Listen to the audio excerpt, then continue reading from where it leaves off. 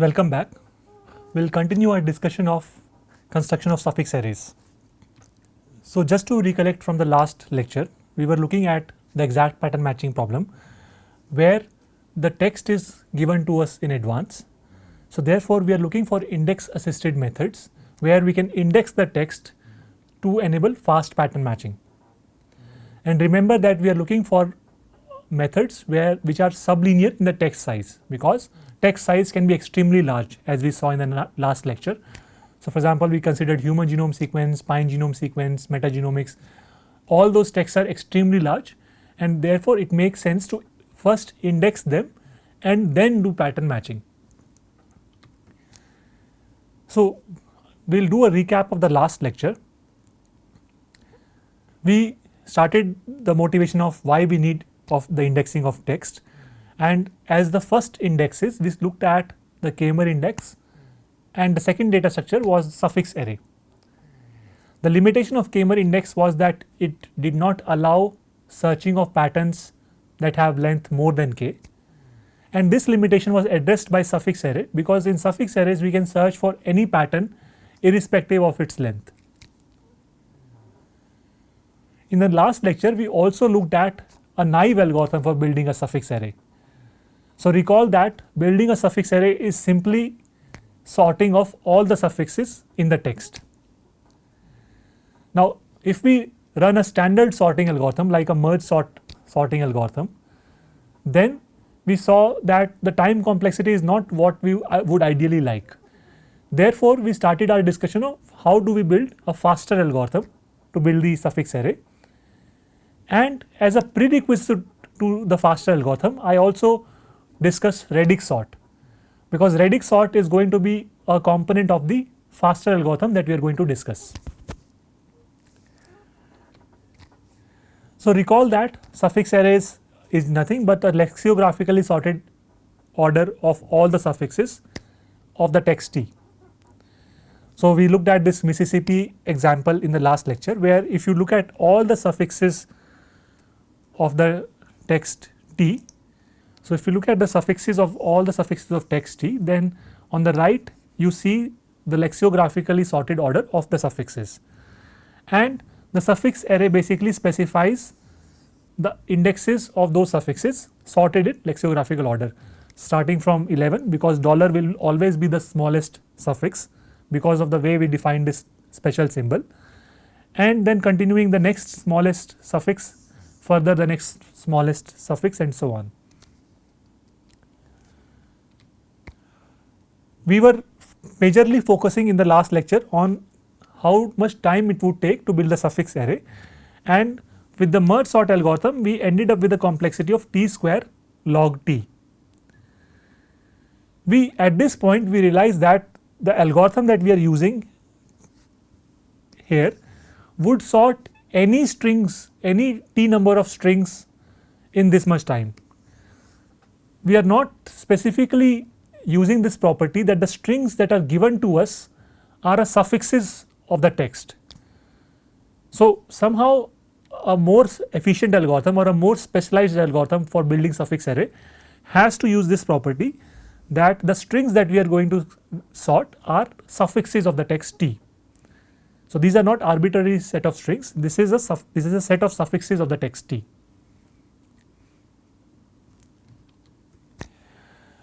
The reason for choosing prefix doubling algorithm was that the prefix doubling algorithm is among the simplest algorithms that are also efficient. So we looked at a lot of algorithms in the last lecture, and I mentioned that among the faster algorithms for building suffix array, prefix doubling algorithm is among the simplest algorithms, and it is also practically very efficient. So for that I gave you some empirical numbers from the literature to show that constructing suffix arrays for human genome or even the pine genome can be done in a few seconds if we have an efficient implementation of parallel prefix doubling algorithm. So in this paper actually implemented a parallel version of the prefix doubling and showed that the construction of suffix array is possible in just a matter of seconds. So this suffix array data structure actually scales to large genome sequences, and that is why it is a key component of many bioinformatics tools today. So, as notations, we are going to use these symbols T0, T1, Tn-1 to denote the suffixes of text T. So, for example, Ti is going to indicate the suffix that starts at position I in the text T. We defined the suffix array. So, suffix array we can define formally now as a permutation of numbers in the range 0 to n-1 such that T of SA0, so the suffix specified by index at SA0 is the smallest, and a suffix specified by SA1 is the next smallest, and so on. We also looked at the radix sort, and I will summarize the key property here. So, given a set of strings over the alphabet 0 to sigma, then LSD radix sort can sort these strings in order m s plus sigma time, where m is the length of each string, right. So, this property will be using in the prefix doubling algorithm as well. So, the major focus of this lecture is going to be the prefix doubling algorithm, and that will improve upon the naive algorithm that was using t square log t time. So, let us see how this prefix doubling algorithm works. Okay.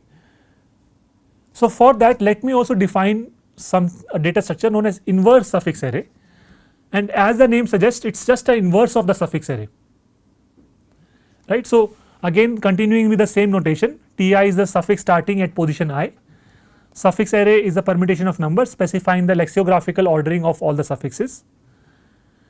Then inverse suffix array is this just the inverse of the suffix array.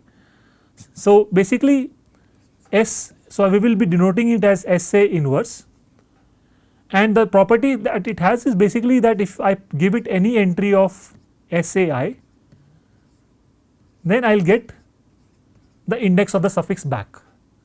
So, if I put the value of, so the second, suppose the second value in the suffix array, if I put, then I will get the index of that suffix back as the answer. In other words, I can also say that SA inverse j conveys the rank of the suffix tj in the sorted order. So, for example, if I want to immediately know the suffix that starts at position 5, where does it fall in the suffix array? So, I can ask for SA inverse 5, and it will tell me that what is the rank of suffix T5 in the sorted order. So, here is an example of an inverse suffix array, right. So, on the left you see a suffix array of the string Mississippi dollar, and on the right you see the inverse suffix array. So, as I just said that if I want to use this inverse suffix array, I can just for example ask what is the rank of suffix T5 in the sorted order. So, in this case if I go to position number 5, I get the value as 10, which is immediately telling me in order 1 that the rank of suffix T5 in the sorted order is 10, and you can see that is clear from the suffix array as well, that the suffix T5 is at rank 10 in the suffix array.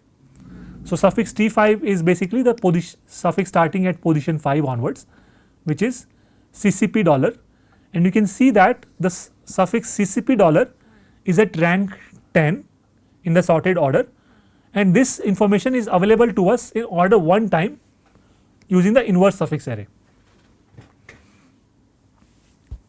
So, this is just a, one can think of it as a helper data structure sometimes, like if I am using a suffix array, sometimes it is also helpful to have inverse suffix array alongside the suffix array.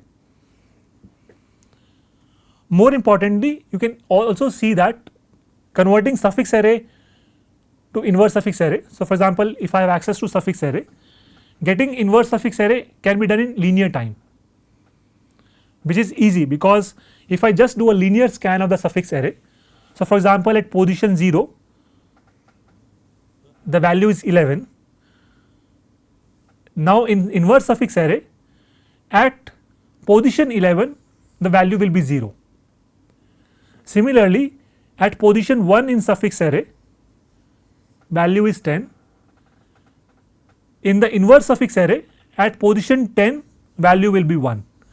So, doing through such a linear scan of the suffix array, I can immediately fill inverse suffix array in order n time through a linear scan.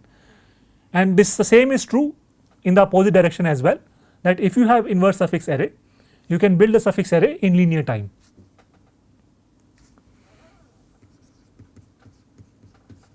Okay. So, this is a useful data structure that will be helpful in the next concept. So, here is the key intuition of how prefix doubling algorithm is going to work. In the first iteration, we will start by sorting these suffixes using only their first character as key. So, basically we will be looking at the prefixes of length 1 of all these suffixes, that is there we will be looking at their first characters, and using those first characters as the key we will be sorting them. Now, you can imagine that this will not be obviously be enough, because many suffixes will have equal first characters. So, this is just a starting step where we will sort the suffixes by looking at their first character only. Now, at the ith iteration we will be sorting these suffixes by looking at their first 2 raised to power I characters as key. That is, you can imagine that in the first iteration we are looking at their first 1 character, in second iteration we will be looking at their first 2 characters, at ith iteration we will be looking at their first 2 raised to power I characters. That is, we are doubling the length of prefixes that are being used as key to sort them. And since we are doubling this, you can imagine that we would be done in log n iterations, because once we look at all the n characters as key, we would have sorted all the suffixes and obtained our suffix array. So, this is the key intuition, and we have to see how this is working, like how are we moving one iteration at a time. So, for example, if I am done with my I minus 1th iteration, how do I use that information to go to ith iteration? So, that will be the key component, and that I am going to show you next.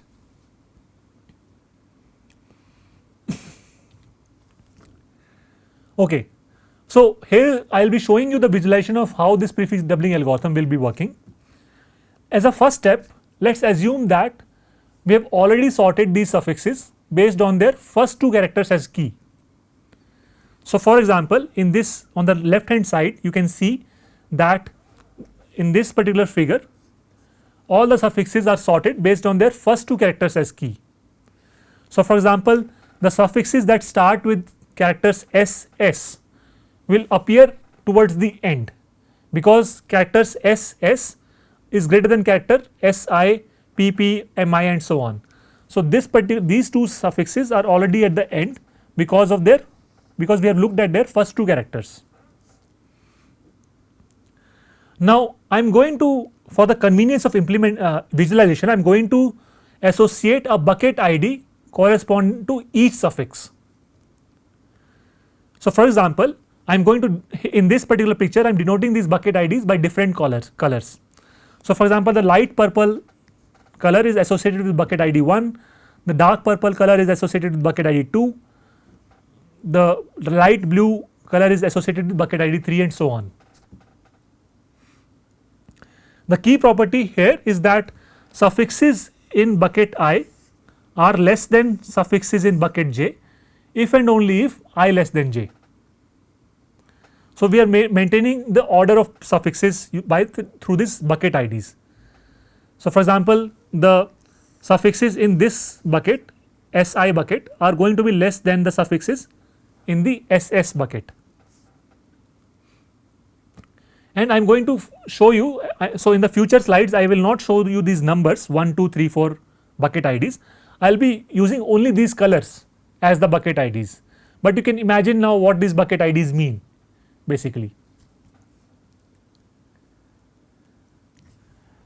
Okay. So, in the first iteration we already have these suffixes sorted by their first two characters as key. In the next iteration we are going to double the prefix length. So, in some sense we are going to try to sort these suffixes by their first 4 characters as key efficiently. So, let us see. So, now for each of the suffix what we are going to do is we are going to look at their next 2 characters. So, for example, for this suffix T7, so this is a suffix starting at position 7 in the text. I am going to look at the next 2 characters of this suffix, which is PI. Now, note that this PI string is also the first 2 characters of T9 suffix. So, this also is the first 2 characters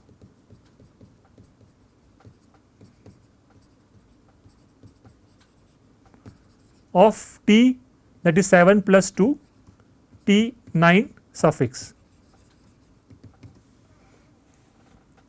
So, note that this is T7. So, what I can do is I can use this, I can pull the bucket ID from the previous iteration. So, from the previous iteration I know that this, I can pull the bucket ID from my previous iteration and I can mark the bucket ID here. So, now for each suffix I have pair of bucket IDs.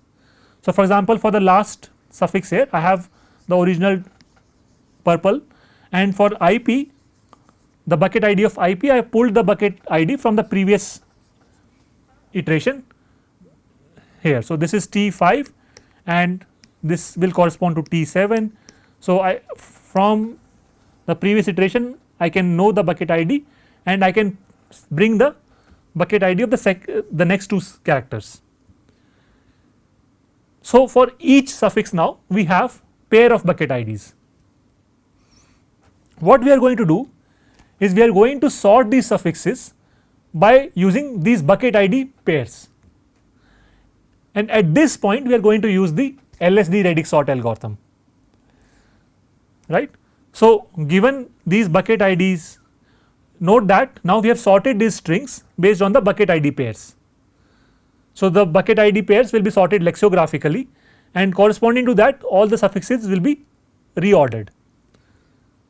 So, note that moving from step 2 to step 3, observe that the ordering of these 2 suffixes have reversed, because if you look at the first 4 characters, SSIP is less than SSIS. So, therefore, if you look at the bucket IDs corresponding to this, the sorting of bucket IDs would have told us that this suffix should come first and this suffix should go in the last. So, here we are sorting the suffixes by their ID pairs now, that is the bucket ID pairs, right. So, this completes step 3. At step 4 we are going to recalculate the bucket IDs, right. So, basically remember that still there may be many suffixes which share common first 4 characters and they will go into the same bucket. So, for example, you can see that these 2 suffixes still have common 4 characters. So, if we still have not resolved their ordering within the bucket. So, we will recompute these bucket IDs. So, this could be bucket number 0, 1, 2, this could be bucket number 3, this could be bucket number 4 and so on. And observe that at this stage we have achieved ordering of these suffixes based on their first 4 characters now. In summary, like if you look at, so we started with the sorting of these suffixes based on their first 2 characters. In the next iteration we pulled the bucket IDs so that we can look at the next 2 characters of the suffixes as well.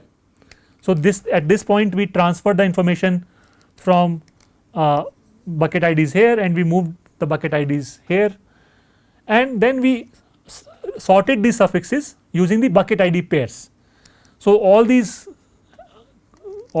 correspond, so all these strings have bucket ID pairs, and using these bucket ID pairs as a key we sorted them using radix sort, and through this step we achieved the ordering of suffixes based on their first 4 characters as key.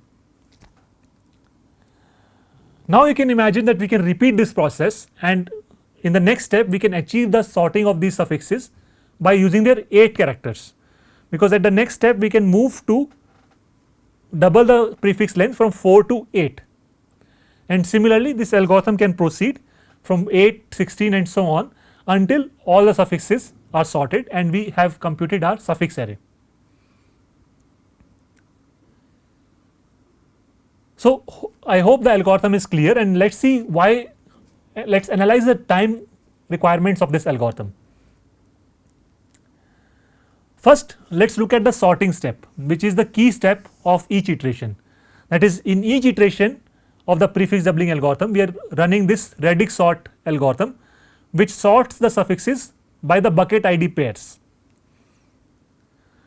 Observe that each bucket ID ranges from 0 to n minus 1, because bucket IDs cannot exceed n minus 1, right. So, because we have n minus 1 distinct, so we have n minus 1 number of suffixes, so we cannot have more than n minus 1 number of buckets. So, the bucket IDs range from 0 to n minus 1,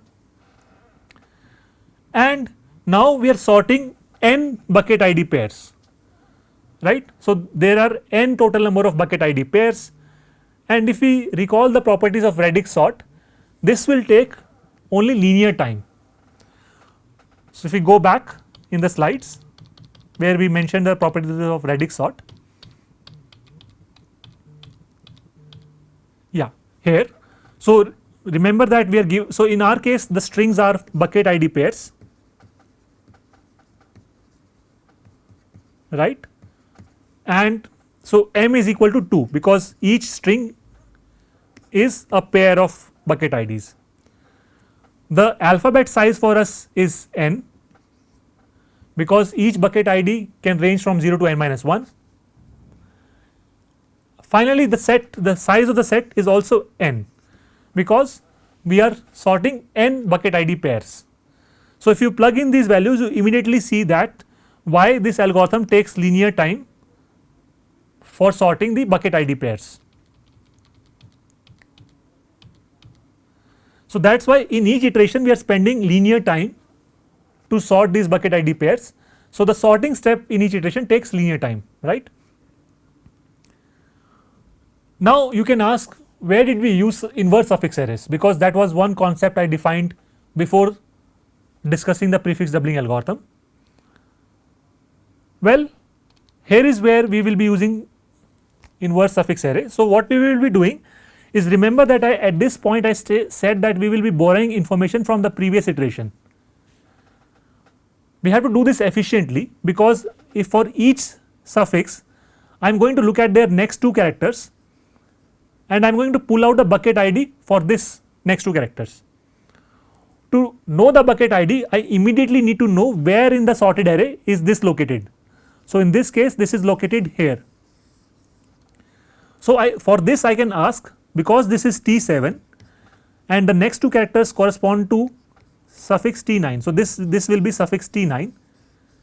I can ask what is the rank of T9 in my ordered array, and it will immediately point me to position 7. So, the inverse will tell me that your T9 is located at position 7 in the sorted order, and from there you can fetch the bucket ID of this string pi dollar. So, what we are going to do is, basically as we are maintaining this sorted array, we are also going to maintain an inverse array, so that we can locate the bucket IDs from the previous iteration efficiently. So, for each of these strings we are going to find the bucket IDs of the next 2 characters using the inverse array in order 1 time.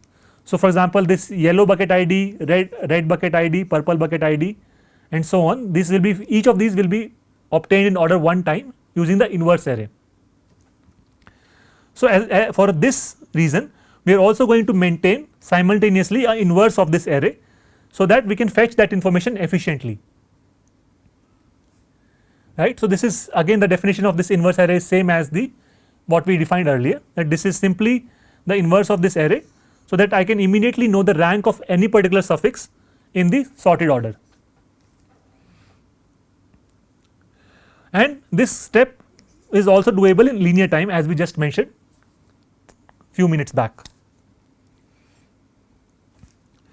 So, this completes the algorithm. Basically what we are saying is that each, now the number of iterations is log n. So, each step only requires linear time, therefore, the entire algorithm runs in n log n time. So, this gives us the total runtime complexity of this algorithm is n log n. I did not mention about the base case, but you can imagine, you can, for the base case where for the very first iteration you can use any sorting algorithm, because we are only sorting the suffixes by either just one, by looking at their first character, or maybe there is just the first two characters. There we can run any sorting algorithm like merge sort or any sorting algorithm of your choice, and this first step can be also done in order n log n by standard sorting algorithms. And because in each subsequent iteration we are spending linear time only, and we are able to double the prefix length, and because of this doubling we are able to finish this algorithm in log n iterations, and that is what gives us n log n time complexity of the prefix doubling. And so we can say that this is a significant improvement over the naive algorithm that we discussed using merge sort, like the very first algorithm, and this is much more efficient compared to the naive algorithm. So, this summarizes the power of prefix doubling, that it finishes this construction in t log t instead of t square log t. I will summarize these suffix arrays. So, I will close the topic of suffix arrays by saying that these are the algorithms that we discussed in our lecture, but these are not the asymptotically best results. For example, for searching, the better algorithm known is p plus log t instead of p log t. For the space required by suffix array, we mentioned that we can use t log t bits, but there is a better way in the literature that can save the suffix array in only t log sigma bits space. Finally, we looked at t log t prefix doubling algorithm, but there are linear time algorithms as well for building suffix arrays, and one can, but they are more involved, so they are not covered in the syllabus. For our syllabus we are going to work with only prefix doubling algorithm. So, that completes the suffix array topic. From next lecture onwards we are going to look at suffix tree data structure, which is another popular data structure for fast pattern matching. Thank you.